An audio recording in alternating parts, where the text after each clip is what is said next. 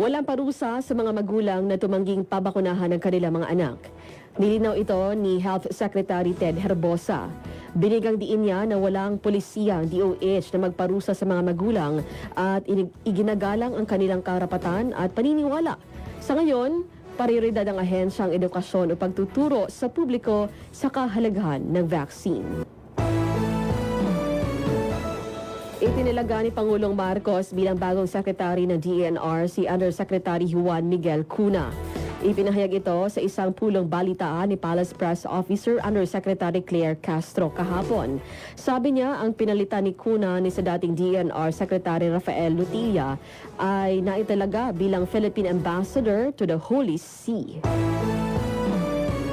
Binalot ng ashfall, amoy ng sulfur at shockwaves ang hindi bababa sa 13 mga lungsod sa bayan ng Negros Occidental. Naging dahilan naman ito ng paglika sa mga apektadong residente at pagsuspende ng pasok. Kasunod ito ng mahinang pagsabog ng Mount Canlaon nitong Huwebes ng gabi. Nagpapaalala ang Department of Health Negros Island Region na sa mga residente na magsuot ng eye protection katulad ng safety goggles, face mask at long sleeve at pantalon tuwing may ash fall.